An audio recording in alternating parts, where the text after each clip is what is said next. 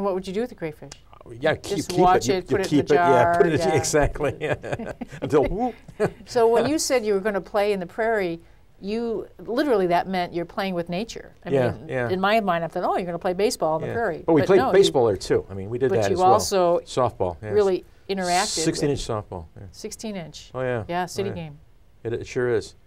I got a ring I can never get off this finger. Remnants of that. Yeah, remnants of that a little bit.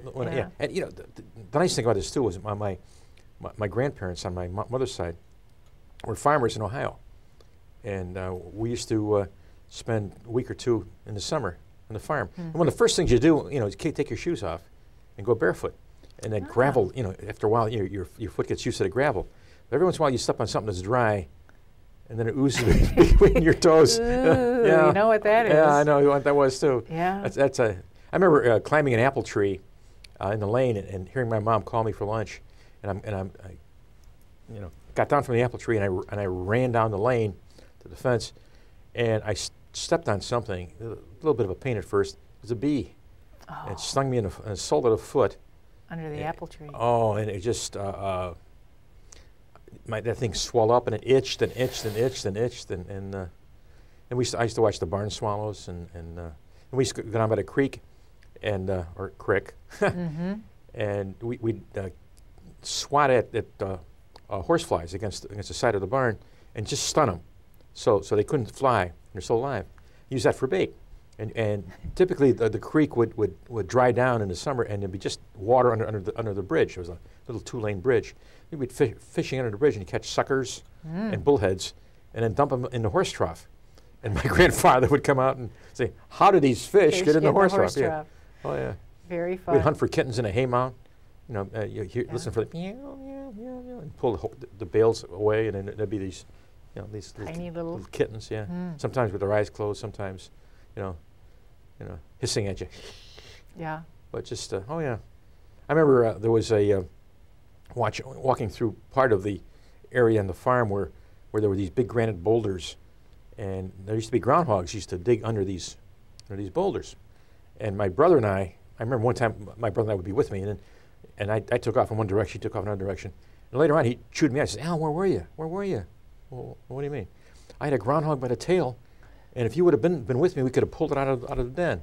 And I felt so guilty about this for, you know, the kid, my older brother, for a number of years, until I thought about it. I thought, what would have happened had we pulled that groundhog out?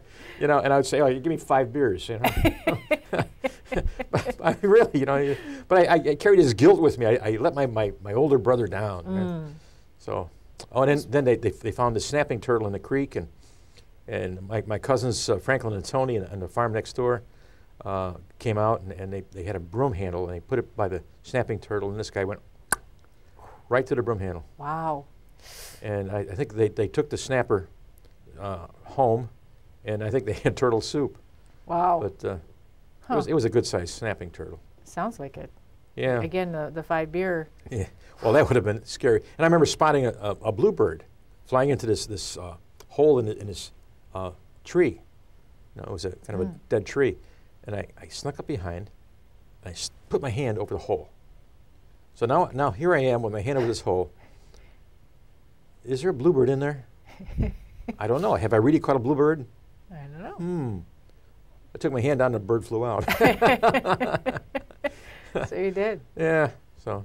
Well, those are great memories, and that's where the inspiration comes from. And hopefully that, you know, with our nature areas that the Park District has, Spring Valley, of course, and Oak Hollow, and Ruth McIntyre, and Gray Farm, that we can create memories like that for children. Oh yeah. Oh, yeah. Growing up. I think that that's important. That prairie was there for quite some time, and then finally somebody sold it, and they put houses up. But then we used to ride our bicycles north and to an area that was back of a roller rink that was apparently was a subdivision during the Depression that failed, and had these sidewalks underwater, and had fire plugs and underwater, and we used to catch tadpoles. Wow. You know, and what do you do when you catch tadpoles? You put them in a jar. Put them in a jar, and then what happens? They get bigger, or they start getting legs. Oh, so you can see them. They start getting legs, and you see it happen. Yeah. And of course, then you know, Then you have dead tadpoles? Probably. I